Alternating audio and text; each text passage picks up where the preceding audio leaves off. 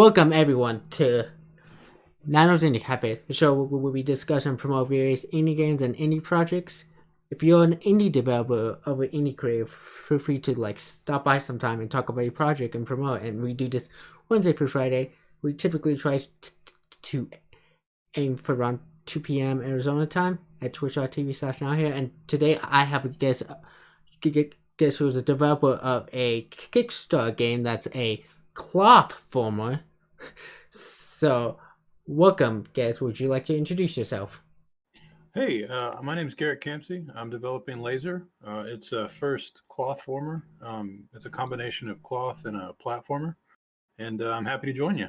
Cool. So, did you play a lot of games growing up? Oh yeah, absolutely. I grew up on Nintendo and Super Nintendo games, and into the Nintendo 64 era. My first game console was an N64. My second console was an SNES. So I don't know how that works. I don't know how you go backwards. Well, I started off at NES, and then I went to the Super Nintendo, and then the Nintendo 64. Yeah, and you went in order. I went backwards. Yeah. Well, that's cool though. It's nice going back kind of in time and in technology because you get to see how things change. Yeah, but not like I went super back in time. I got like an SNES a couple years after the N64. So. Oh, nice. So that was, and I remember it always like being in the closet and being. I was always wondering who's that for, and I think my parents just eventually gave it to me. I don't know. Or maybe it was like a Christmas present that I wasn't supposed to see. I can't remember how it happened. It was that was 20 plus years ago. So So. Yeah. So what was some of your favorite games growing up? So I would say that my favorite game is Link to the Past on the Super Nintendo. I just thought it had a lot to offer as far as a game, and there was just a lot of game there. I thought the idea of traveling between two worlds that were very similar was really interesting. It really captured my imagination as a kid. So are you a big Zelda fan? Yeah, I love Zelda. What about you? I mean, I play them here and there, but I don't know. Zelda is one of those things I really never got into. I don't know. I feel like I should probably be into Zelda. I like RPGs. Yeah. Well, particularly like JRPGs. I don't know if you would consider. Would you consider Zelda a JRPG? I think it was kind of before the time of like Final Fantasy VII, which I think kind of established what a JRPG is in America. Mm-hmm. Because I look at it from an American perspective. I can't look at it from like a Japanese perspective. So I think it's more of just like an action adventure game. Mm-hmm. Yeah, like my first JRPG was like Kingdom Hearts. I felt like Kingdom Hearts is the game that really got me interested in game development. Oh, that's awesome. And it's also what got me interested in Japan too. Oh, Japan is wonderful. I'd love to visit one day. What about you? I don't want to bring. Oh, okay. I'll bring up. You better not start stuff, Free. If you're listening to, because my mods, me and her were supposed to go to Japan together, and I kind of backed out in the last minute. I'll still defend myself. I still think I was in the right. I was in the right because I canceled before we ordered plane tickets. It's not like I did while we plane tickets, but. But yeah, I do. I would love to go doing Tokyo Game Show. Yeah, that would be wonderful. That'd be really cool to check out. Yeah, but I don't know. Do you think there's a lot of translators? Because I want to speak with Japanese game developers, and some of them may know English, some of them may not. So language barrier and all that. Yeah, there's a huge language barrier. I know that I'm trying to get the game properly translated into Chinese and Japanese, and just trying to do that is a challenge. I can only imagine. That must, because I don't mind talking to translator or like representatives, but I don't know. I like having that one-on-one relationship with like the brain behind the game. Yeah, exactly. You, But you want to talk to the brain, but it's really hard to. yeah, like I want to learn Japanese and talk to Tetsuya Nomura, and just have like a deep conversation with him, Yeah, that would be awesome. and try to understand what the hell is going on with Kingdom Hearts. I don't think we'll ever understand. Like I defended it until Dream Drop Distance. Story wise, I defended it until Dream Drop Distance. But after Dream Drop Distance, then when the mobile stuff came out, that's where I like lost it. Like Yeah. like I really like Kingdom Hearts 3, but going forward, like the lore they're adding with the mobile stuff, it makes my head hurt. I really hope Nomura has a plan. Like, I just need to stop though. but to kind of get back on track, uh, you said Zelda was your favorite uh game.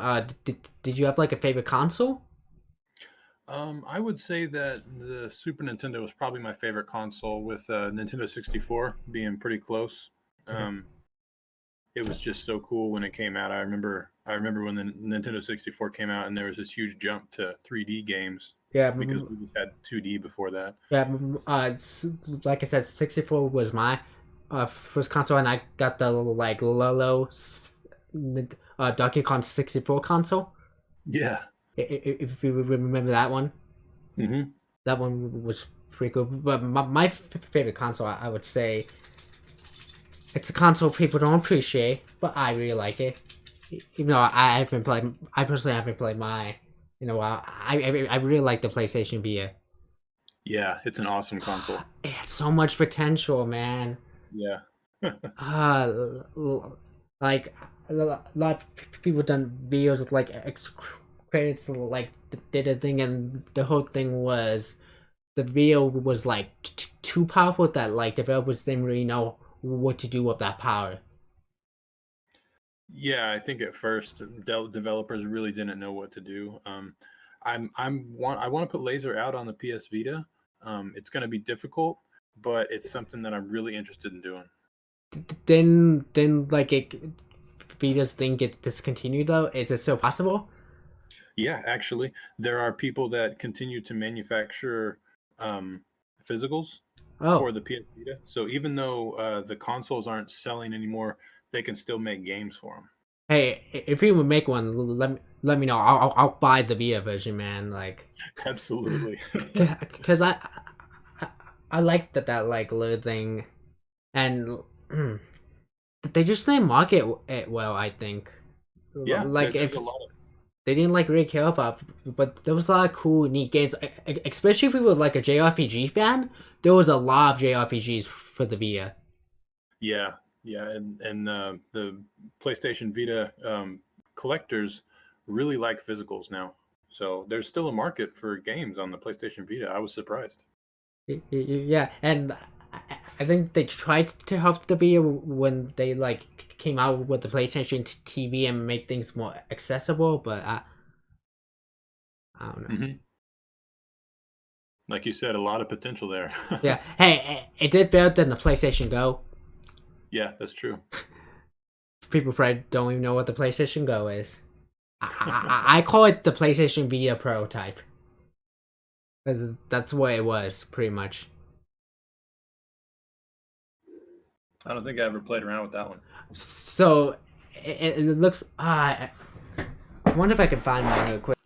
If you don't mind looking at my stream, I'm gonna show my PlayStation. So, this was the PlayStation Go. So, it looks a lot like the Vita, though it has this, like, slide thing.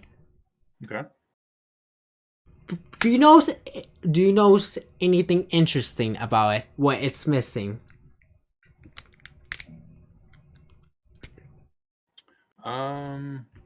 No.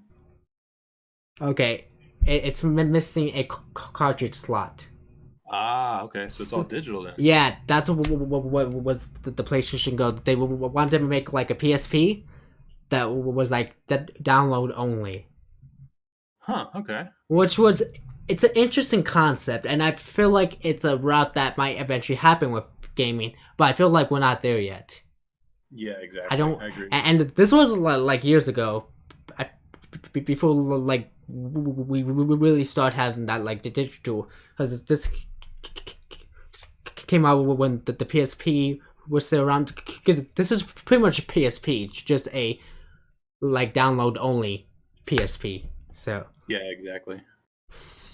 but I feel like a lot of like the PlayStation Via's like design came from the PSP Go. Yeah. I think that was probably like a prototype. Yeah, I kind of wish because it's been a while since I've looked at the Via's design, but I don't think it had this like slide thing, right? I don't think it did. No. No, not. But yeah, and it looks like Sony doesn't have interest in the portable gaming market anymore. I guess not. I think they're kind of shifting away from that because I think mobile phones have kind of taken that over. Yeah, but I don't know. I feel like if they give it another chance, could possibly, because this still is a huge interest in portable gaming. Like, look at the Switch. Yeah. Exactly. Like, if PlayStation came out with like their version of a Switch, I think it'd be cool. I agree. I think it'd be really Because cool. I like the idea of being able to play a game I'm playing at home, and then I'm like take it with me on the go. Yeah. Exactly. And PlayStation Vita had that. Play, play, so those are like crossplay like games. So we will, Mhm. if you own the game on a PS3 or PS4, and also had it on the Vita. Let's say you're playing on the console and you want to go out, you can then save it, and then when you're on the go, continue where you left off on the Vita. That would be cool. Yeah, that kind of integration would be No, great. they had that. Oh, wow. Okay.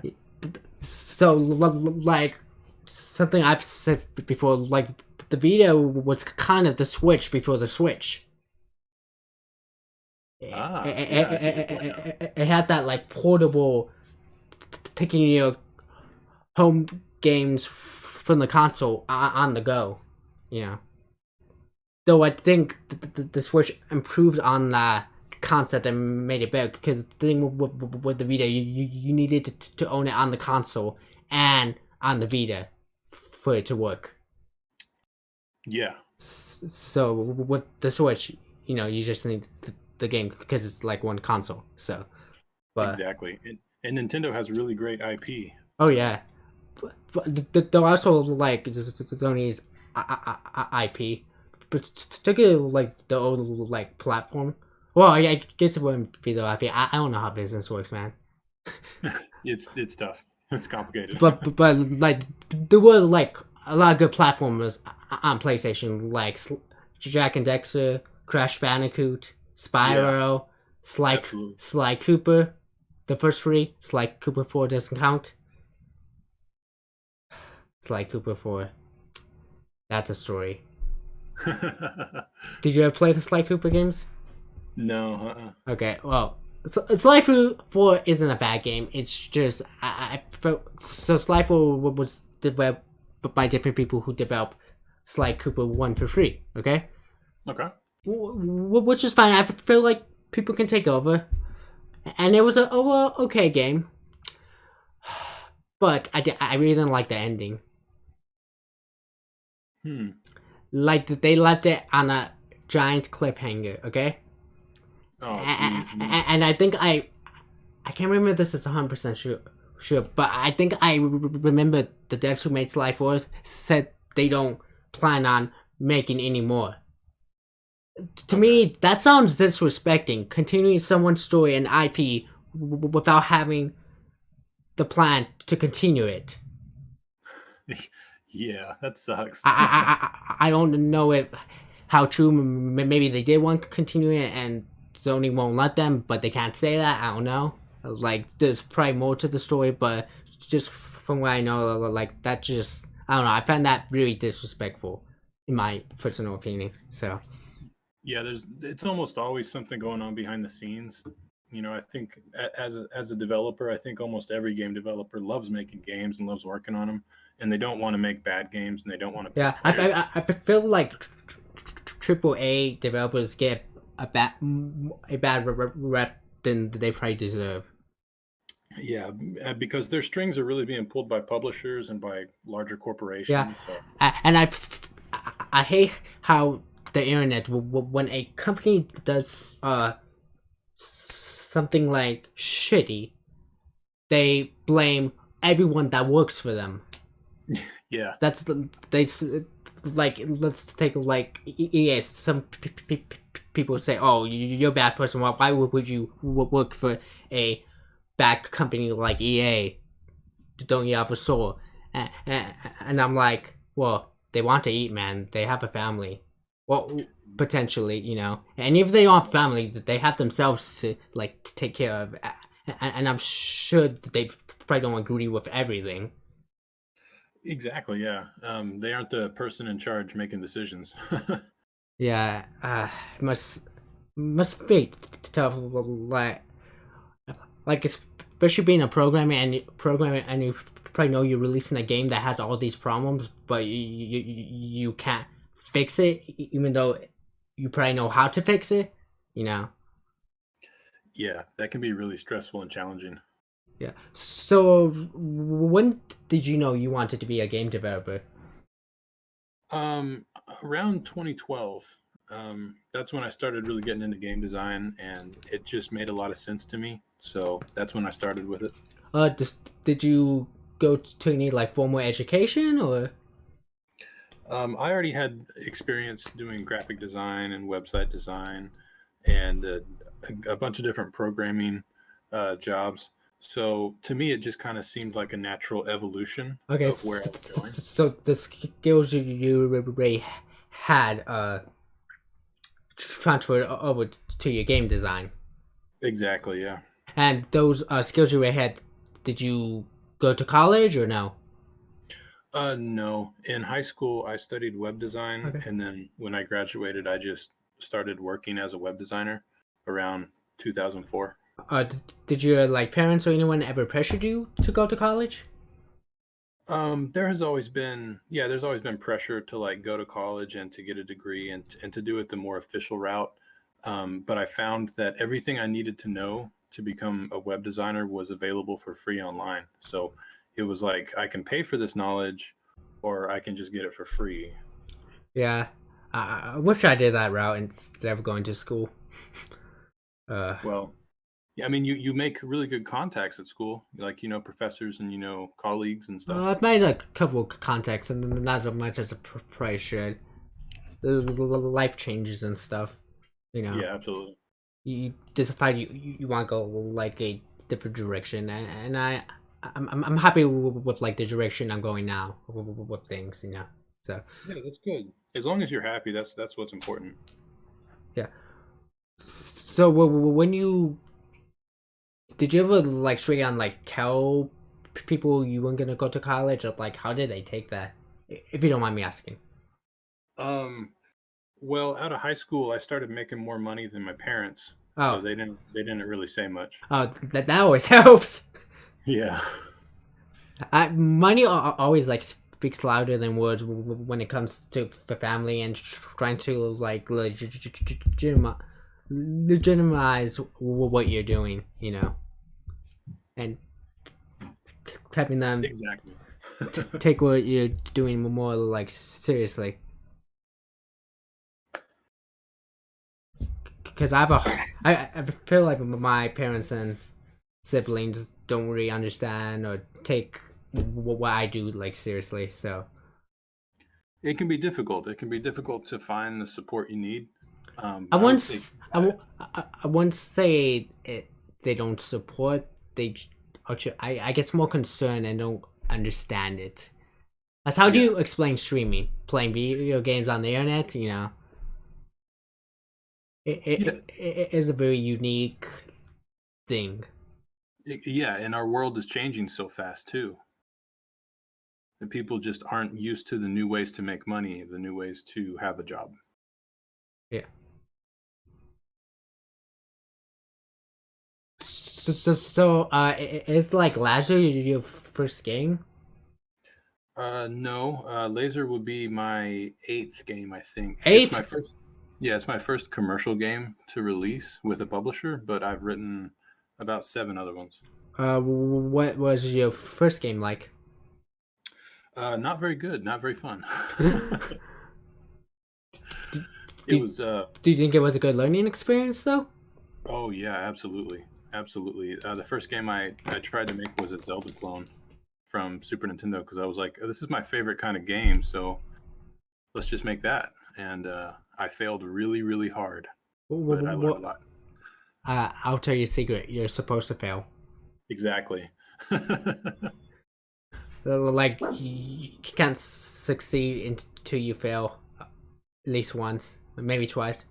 In Yeah, my case, 20, 30, 80 more times, but I'll get there.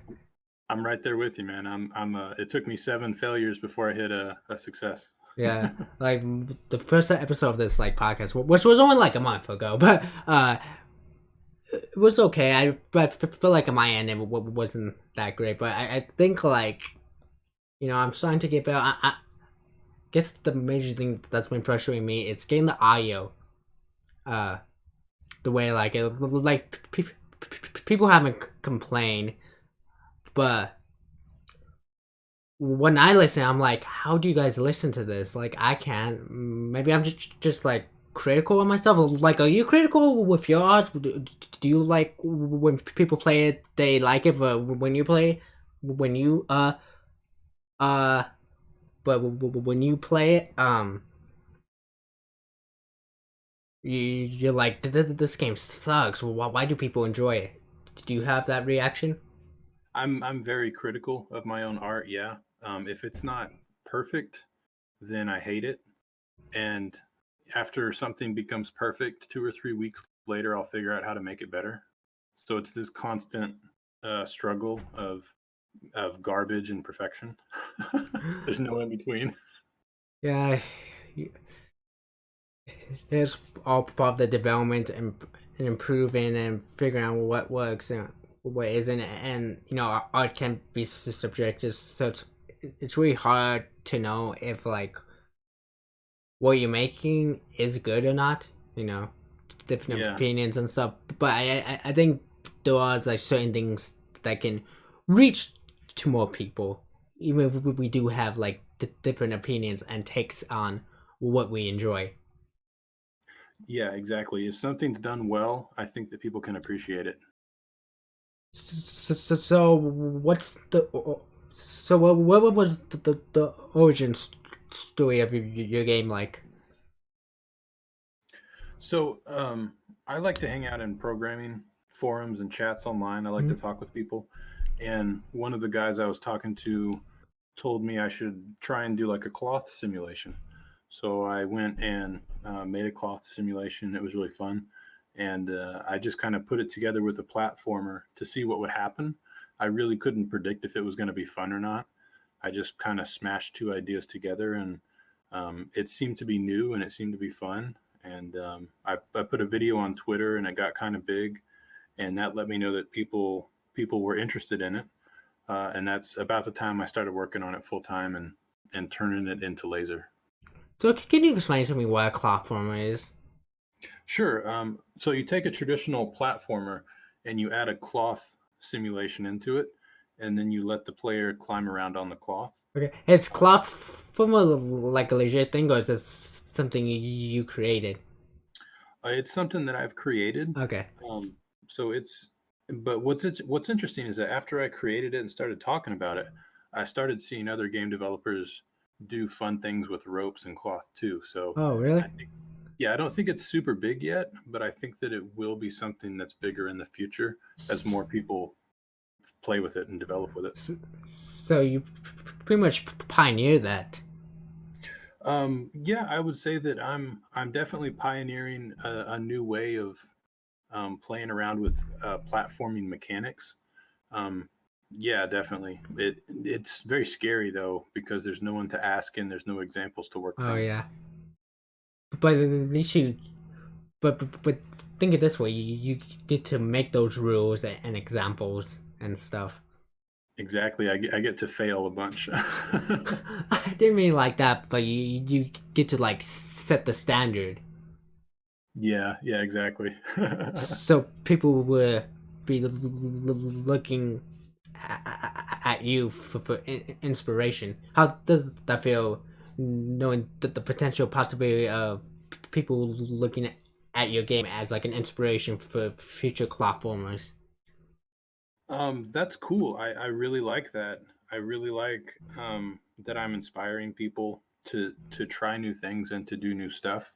I think that that's something that's really lacking in a lot of video games. Generally, we have a tendency to just make another first person shooter or make another FIFA Yeah, every year. yeah. I kind of feel I wouldn't say was the like in person shooters, but Battle Royale is probably a better example. I feel like we're kind of a little stuck in Battle Royale. I think that maybe in the next couple years we will, as like technology and games evolve, we'll hopefully uh move on to the next genre, because there's nothing new in gaming.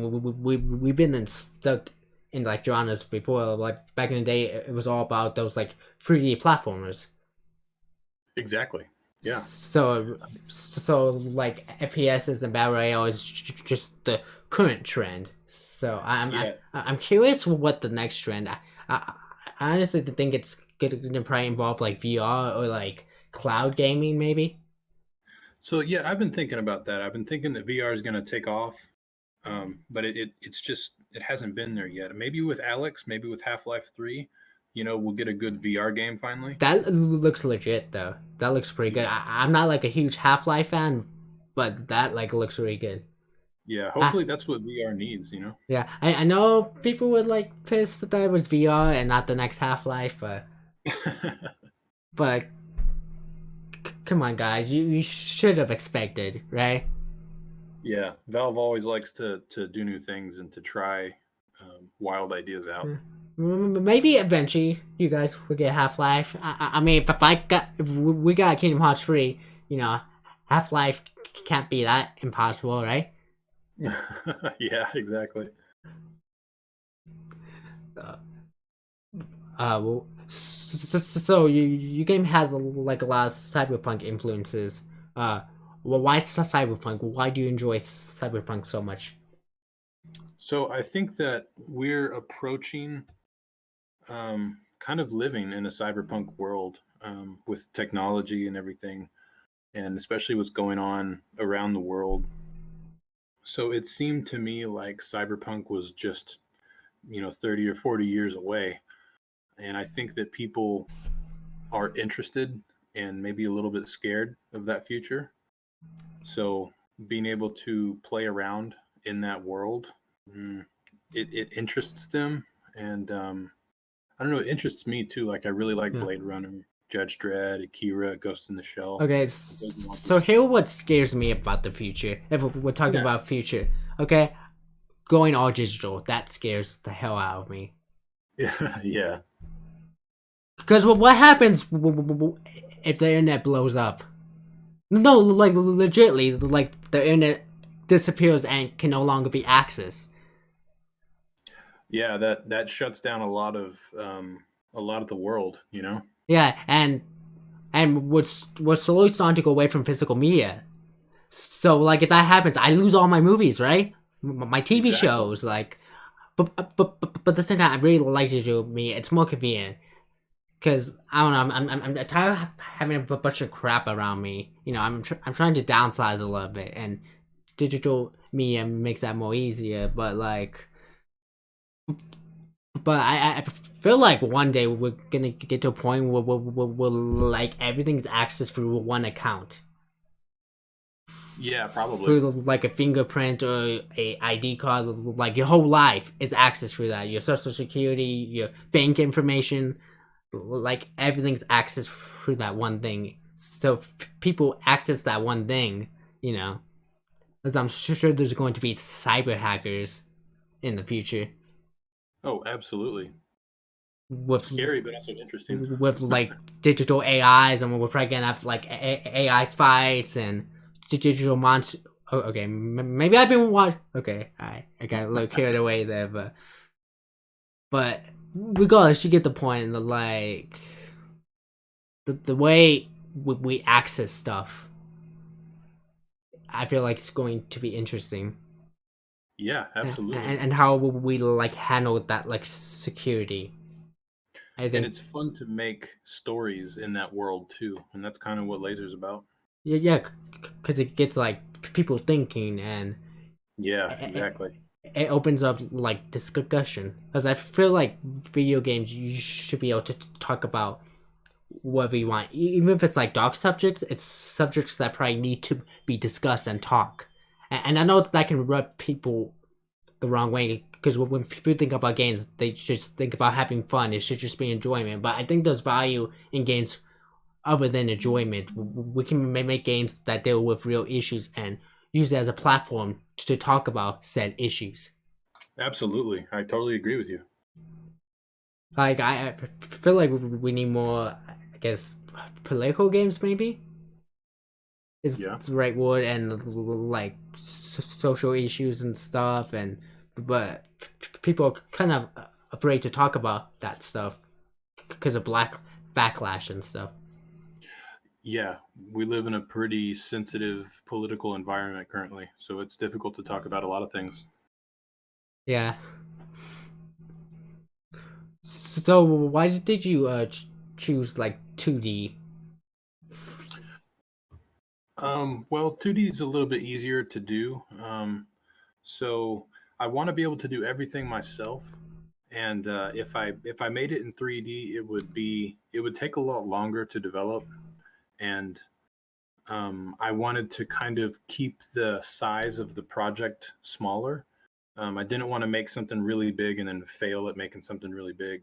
I wanted to make something kind of medium sized that I could completely control and finish myself. So I guess it's really because I didn't want to fail. Yeah. So you talked about like scales and size. So how do you go about like managing your scope and make sure you don't overdo it? And do you listen to feedback? Are you willing to downscale your scope, even if it may go against your vision? Like how do you compromise and stuff like that? So the majority of the way that scope is managed is through design, just clever design, writing code that is reusable, Mm-hmm. writing code that is very simple and very efficient, and then figuring out ways to layer those systems on top of each other. Um, and that's the way that I've found that I can make the game larger without running into scope issues, pretty much. Do you plan your game a lot ahead of time? Like, do you have game design documents? Do you have outlines, or do you just design as you go? So I am continually kind of like redesigning things. Okay. I started off with an initial plan, and then as I got further into the game, I realized, oh, hey, it'd be really cool if, you know, this or that could happen. So that affected the design. So it's kind of like an ongoing design.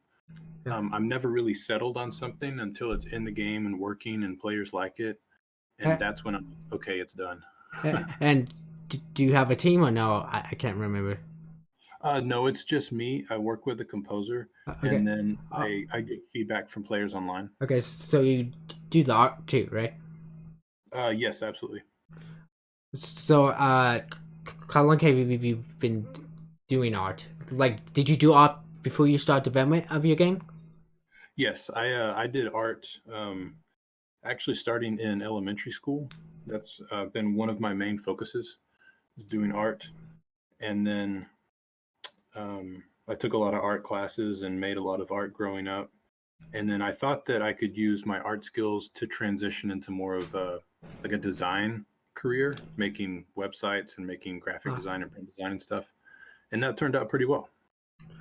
so to talk about art a little bit, how did you go about like learning your art skills?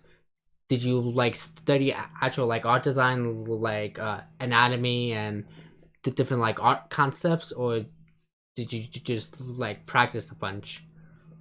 I've studied a lot of different art concepts, a lot of different movements. I think I started off in elementary school just drawing like Ninja Turtles, pretty much, just drawing cartoons and just kind of copying what I saw. And then once I got some basic skills down, I graduated to, like you said, anatomy, drawing things from life, drawing like comic and superheroes from comic books and stuff. So I would say that my art has been about learning every style so that I could just draw what I needed to draw when I needed to draw it. So, So so you know multiple styles rather than be super good at one style. yeah, I think that having a lot of different skills and the understanding of a lot of different techniques can lead to an artist either coming up with their own style a little bit easier or being able to adapt to the style that they need to be able to produce. Because I know like art ends up being the one thing people complain about that they don't have the skill to, but would like to have the skill of. Yeah, it's a really difficult uh, topic to master, and it's not just art being able to draw characters and stuff, but in addition to art, you also have to be able to design user interfaces. Yeah, because I would like to, be good at art, but I don't know if I'm like passionate about it. Like for me, I guess art would just be more of a means to an end. Like I'd learn it and be good at it just so I can make my like ideas a reality. But I wouldn't say to be the number one thing I'd be passionate about, if that makes Yeah, sense. yeah, absolutely, and that's a good way to look at it. And you can get good at art. It just requires that you work at it every single day, which is where most people either don't have the time or the discipline to do it, unfortunately. Yeah, and for me, like the focus is the whole like indie game promotion thing, But Yeah, but maybe just taking an hour out of my day, even if it doesn't like become a career, maybe just as a side thing or something. yeah, as long as you are doing what you like to do. So, when developing the game, what's your art process? Do you start with like a sketch? Do you have programs? Like, what's your pipeline like? So I use Photoshop for all my sprite art, and I always work from reference. So I'll pull up a bunch of different images off Google or images that I've already saved, and then I'll look at them and I'll sketch out some basic forms. I usually start with a darker color to try and build it up additively. Yeah. So I'm thinking in terms of light, like I'm adding light to something, and that makes it a little bit easier. So you work with a lot of references, right? Yeah, absolutely. Because I know people have like strong opinions about that, about like using references, and I feel like people have strong opinions about like art being similar, and not just like drawn up, but like games, movies. People call things that are like similar, like rip offs and stuff, and I don't know, it kind of upsets me because I think like all art was inspired by something or came from something. Oh, absolutely. Yeah, I think that the people that don't like using references don't really understand how they're being used. Like, for example, there's a really old technique from the era of Leonardo da Vinci, where you take what is essentially a pinhole camera and you put a scene on one side and you poke a little hole in this piece of material and you have light, and that light shines through and it flips the scene upside down on the other side of that plane, just like a pinhole camera. And they would put canvases up and they would paint over, they would shine the light onto the canvas and they would paint over the light so they could get a general idea of what the scene looked like. And then they would just go in and do the details. So that technique has been around for thousands of years. Well, hundreds of years. Yeah, because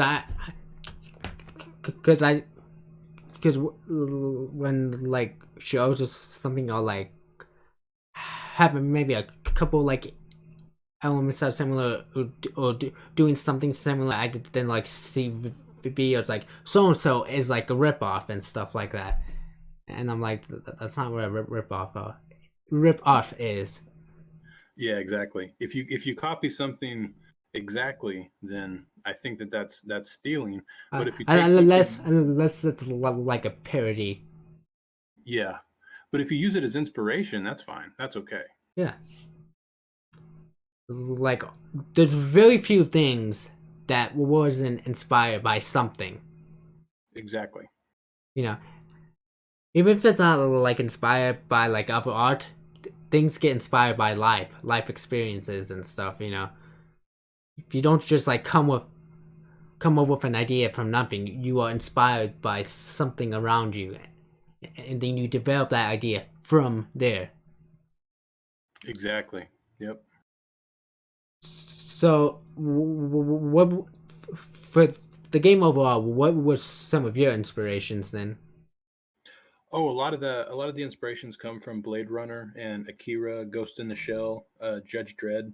Uh, just really cool, like I've never cyberpunk seen anime. any of those. I feel bad. Oh man, you gotta watch I Ghost in the Shell. I haven't seen Blade Runner. I haven't seen Akira. I've heard of Akira. I I can't. Okay, so you might be mad at me. I've only seen the Ghost in the Shell live action movie, Oh man, I think you'd really like the anime. It's way more intense. and I thought the like Ghost in the Shell live action from what I remember was like decent. I think that there are a couple like decent live action anime films out there.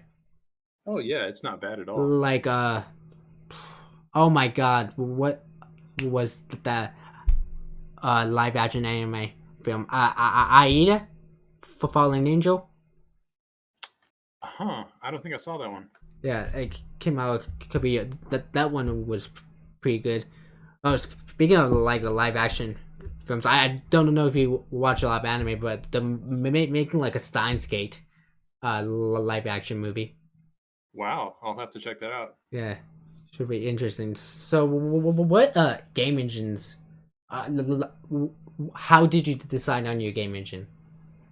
Well, I use Monogame, so it's not really a game engine. It's like a framework that lets me draw stuff to the screen, and I got to figure everything else out. So I Yeah, wrote these. yeah. Isn't it like similar to like XNA game, whatever that was back in the day? Yeah, XNA was written for Windows, and Monogame is just like XNA, except it runs on everything. It runs on consoles and Windows and PC and Mac and Linux. Yeah, I remember hearing about that back in the day and stuff. So It's pretty powerful, and it's still alive today and kicking. what XNA? Well, it's in the form of Monogame now. I mean, Yeah. Monogame is pretty much the same as XNA. So why did you pick Mono Game? Monogame is free, and it comes with a very nice license. You can use it however you'd like to. With every other engine I looked at, there was some kind of license attached to it, and that usually kicked in when you started making money off the game. Ah, So the primary reason I chose it was because it was very forgiving, and I could modify it any way that I wanted to. was there another like engine you were like closer using, but maybe you decided not to? I was looking at Unity and Unreal, and they've gotten a lot better since I started working with Monogame. But at the time, like in 2012, Oh yeah, 2014, Unity and Unreal just really weren't in a position to be. because I think at that point Unreal wasn't even like free to the public yet, right? No, you had to pay, and it was quite a bit. Yeah. Because for the longest time, like Unreal was like industry only, pretty much. Pretty much. Yep. Yeah, but now the free and I think that they've like come a long way. Like there's some like amazing indie games made in Unreal. Oh yeah, they're amazing tools. They're amazing tools. They Yeah, just come with different licenses that I don't really like. Yeah, especially with the like blueprints and stuff. Yeah, that helps. People make games much faster. But what about a lot of the like 2D engines like Game Maker? Uh, oh my god, Godot. Yeah, love 2D, all that, all those good games, all those engines. I guess I kind of decided against using one of those because I wanted to make my own. Like it seemed so easy at first, and then I only discovered that it was a little bit harder as I got into it. And then I had already sunk so much time into kind of figuring this out that it made sense to just keep going down that path. And now that I've gotten down that path, monogame offers me a lot of control to make things very efficient, whereas with game maker things are not necessarily very efficient due to the way it's designed. Yeah, I've heard some frustrating stories, especially if you're trying to like port to like mobile devices and stuff.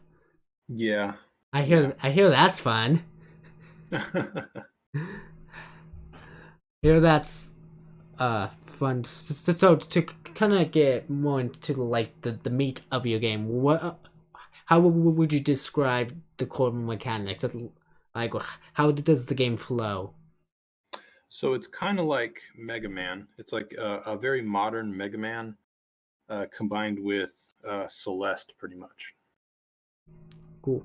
So what, does it have like a similar like difficulty like those games, or do you think it's Yeah, easier, harder? I think my game, I think Laser's a little bit harder than Celeste and Mega Man because of the controls and how much control I give the player. Ah, Um, it makes for very precise platforming. do you think it's a good thing giving players a lot of control? Like, do you think there's such thing as like too much control? Yeah, I do. I think there's a trade-off. I think if you don't give the player much control, then the game itself isn't going to have a very high skill ceiling. So you're going to have a lot of players that are real similar in skill. It's kind of like if you look at tic-tac-toe, Mm-hmm. you'll master tic-tac-toe real quick. Um, but if you have a game that gives you more control, like Civilization, for example, it's much more difficult to master because there's so many different things, there's so many different knobs you can twiddle and so many different buttons you can push. Cool. So how did you like balance that difficulty? How do you even make sure the player doesn't get discouraged and like uninstalls your game?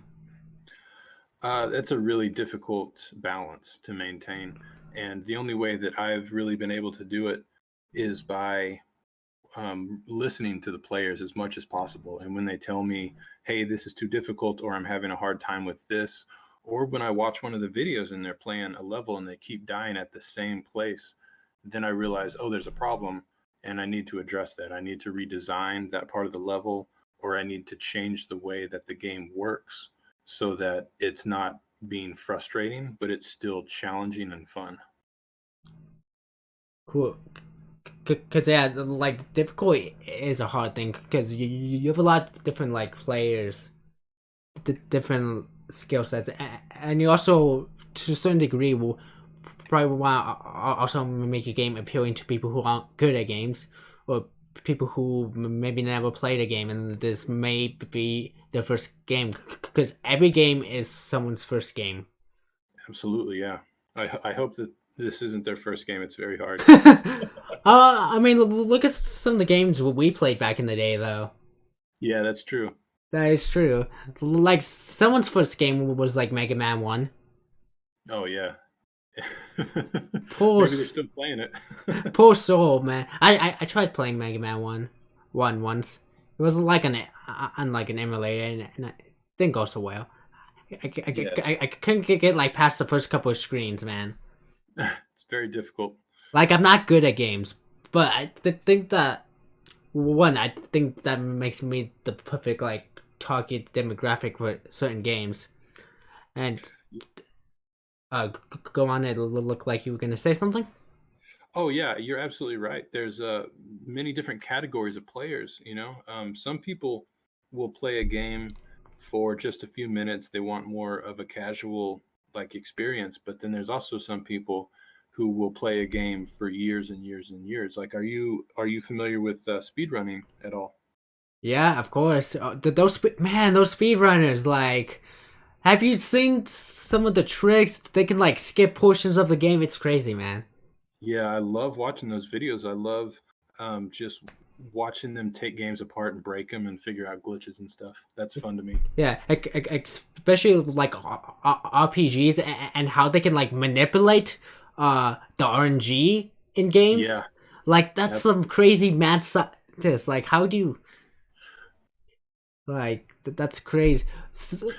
That raises an interesting question. So as a designer, how do you feel about speedrunners like tearing apart your game and finding stuff? Like do you try to make your game speedrun proof or like?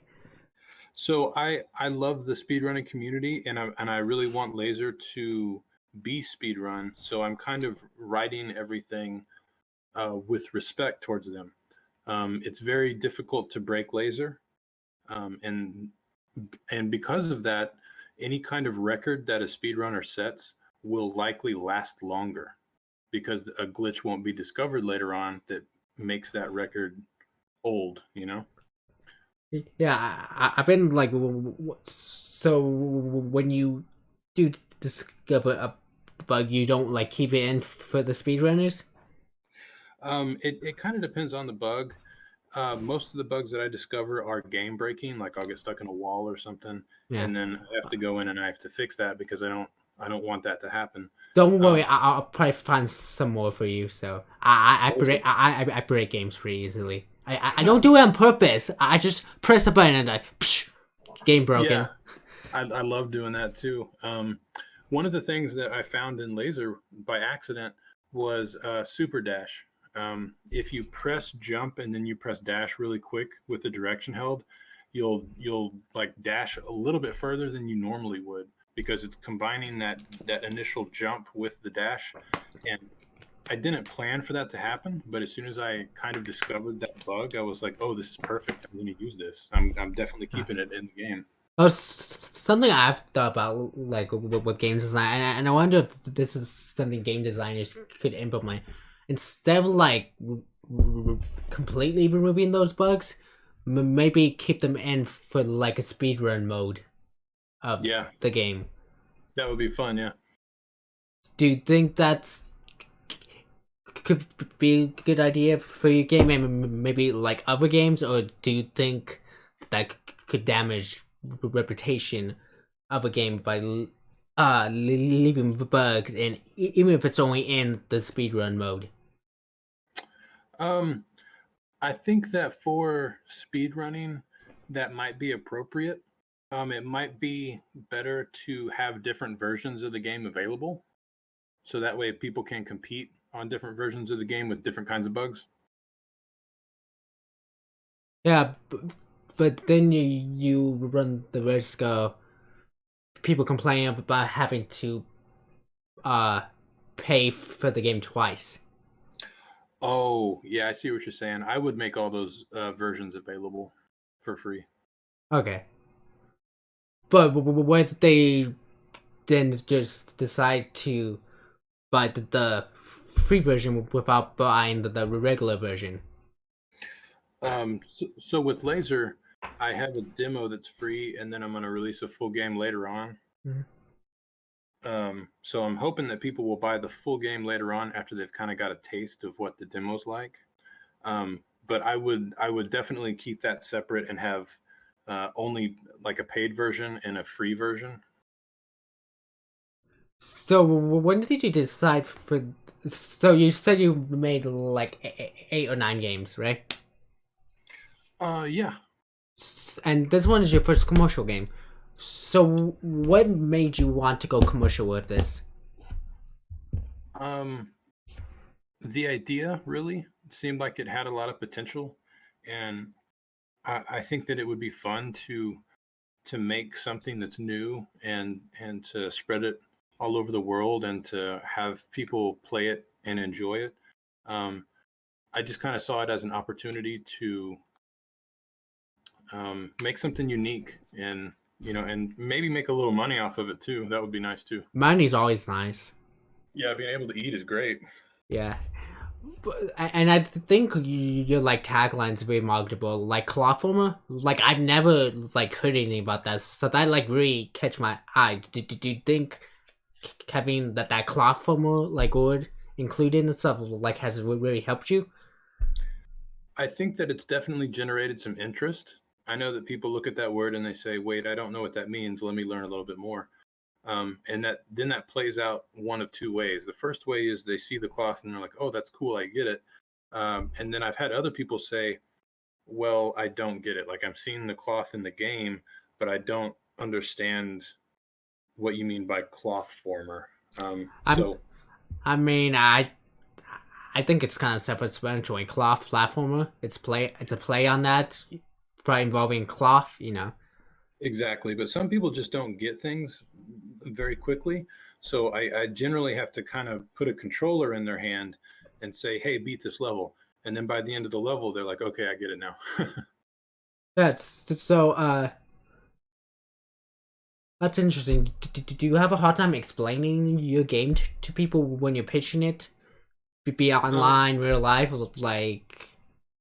yeah, if I'm pitching it to someone using words, it doesn't make a lot of sense. But I can show somebody 20 seconds of gameplay and they're like, "Oh, that's really cool. I get it." So I think being able to show people with video is a much easier and faster way to kind of convey what the game is about. Yeah. Well, games are like a very like visual medium, so it's one of the things you have to see and play for yourself to like fully understand the scope, the concept, the vision. Absolutely. You're absolutely right. Oh, have you like demoed your game at any events or conventions so far? No, no, I haven't done that yet. Um, Uh, I've been meaning to, but it's just been so busy. uh, do you plan to, and which ones would you like to go to? Oh, I'd love to do packs. I'd love to do, I'd love to go on a kind of like a promotional tour kind of thing once the game releases and show it at all kinds of different conventions.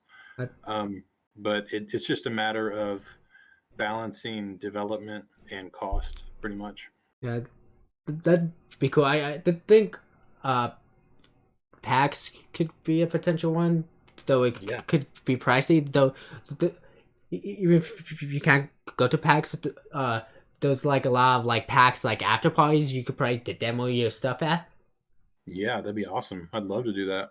Because I went to like PAX West and I've been to a couple of the like after parties and they were like PAX West in particular had a lot of like cool like indie dev related events like outside of the convention. So Oh, that's cool. Yeah, I could definitely do that and connect with other developers. That'd be fun. yeah, and JDC is kind of like similar, but like JDC is like more like industry focused versus PAX being player focused. Yeah, exactly. Have you considered going to JDC at all, or?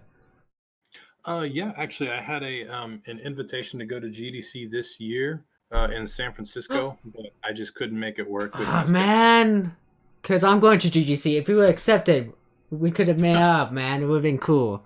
Yeah, yeah, it would have been cool. I get it. You don't want to meet me. I'm not hurt. I'm not hurt. I'm not hurt. No, there's just so much going on that I can't be in two places at Yeah. once. Though I wonder if like conventions, like going to convention while you're having a Kickstarter, is a good move though. Well, managing the Kickstarter is pretty much a full-time job. I'm responding to emails every single day and doing cross promotions and posting things to different journalist websites. So I don't know if I could do a Kickstarter and also go to GDC and actually have a good time without worrying about stuff.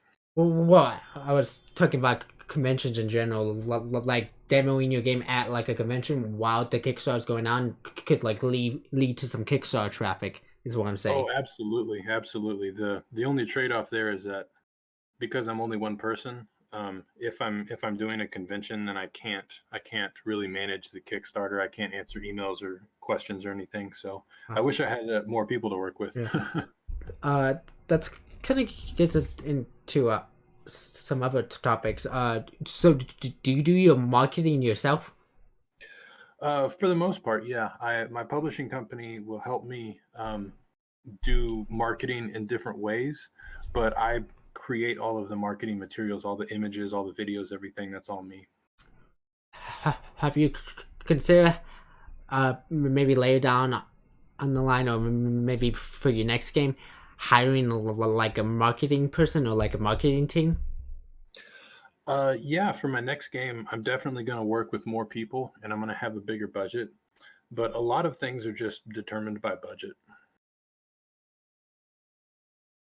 Yeah, yeah. Money tends to be a thing, but I think like marketing is always a thing you should like invest into. A lot of people just want to like design and not like worry about marketing.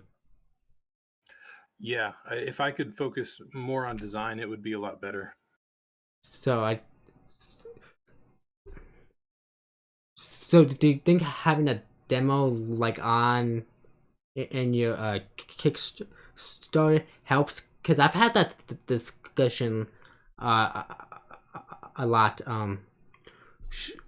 Should you does having like a demo on your Kickstarter like help? Does it equate to more backers? I think so. I think that being able to show people a little bit of the project or the product before it's finished really helps to convince them that it's going to happen. You know, that this is something that's real. I think that one of the issues that we've seen with a lot of Kickstarters is that people will take the money and just run.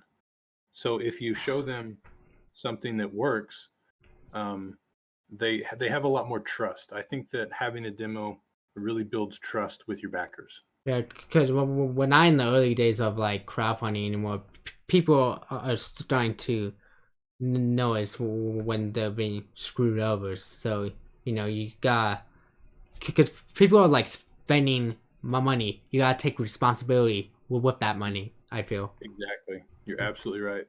so. I think we're gonna wrap this up. You can find Laser online at lazr.online. Yeah, my Twitter handle is at underscore Mr. Grack, MRGRAK. Cool, and this has been Nano's Indie Cafe. We do this Wednesday through Friday, typically at 10, not 10, 2 p.m. Arizona time, where we promote and discuss various indie games. So come and check us out at twitch.tv/nanohero, and we will see you guys next.